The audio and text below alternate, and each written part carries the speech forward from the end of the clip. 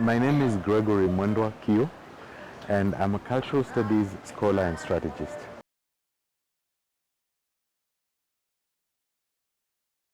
I think I landed on AI a bit by accident, but also a bit by looking for answers to particular questions that I was having. I was interested in my own people's culture, that's the Kamba culture. And I went online to look for what information I could find about this culture, where I could read it, where I could access it. And you find a lot of it still remains in the oral form. So what happened is that I then questioned myself, how could I use artificial intelligence to help me gather as much of this information, sort of process it and present it in ways that are easy to consume and understand.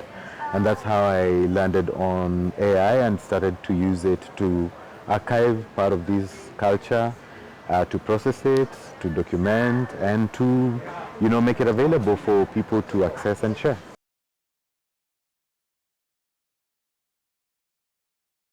So I've typically worked in the advocacy space, and when you work in the advocacy space, one of the things that comes is that you don't get to interact with some of these things closely because you have to keep your safe distance.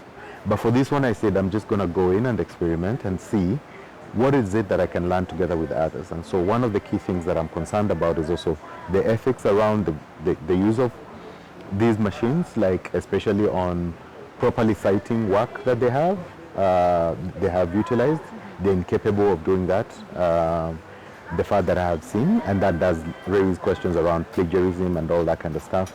But then again, I'm concerned about that I'm actually having to pay to use this machine and to teach this machine on my own language, and then pay to get that information back. So I'm concerned about that, but this has also put me into the space where I need to understand what are the models that are existing out there that, the net losses, we are calling it, is not zero, at the end of the day. I think the other thing that I'm also wondering is how this relates to the Traditional Knowledge and Cultural Practices Act, or information that is being shared out there, and me being able, and me working on the cultural space. There is that which can be reproduced and reused as proprietary knowledge without the community's benefit, and there's something not right about that.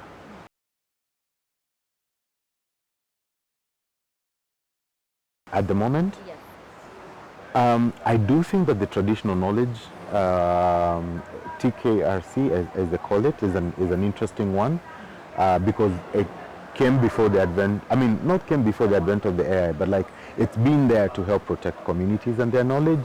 And therefore, as we read into the space of AI, we should be able to go back and to read in what did we say about the protection of our own indigenous knowledge and cultures. Like let's start first by there, not to be like, oh, now AI is there, let's go and revise this policy and think, yeah. But I do think that one is a very important one. I think it's called Traditional Knowledge and Practices. It's an act. Oh, okay. Yeah. TKRC, I know the initials.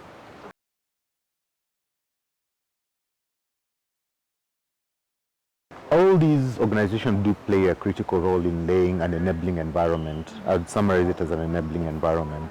I do fear that sometimes government comes from the over-regulation point of view without leaving room for innovation, which we also need. So therefore, I'd imagine civil society should play a big role in advocating for regulation without stifling innovation on one hand.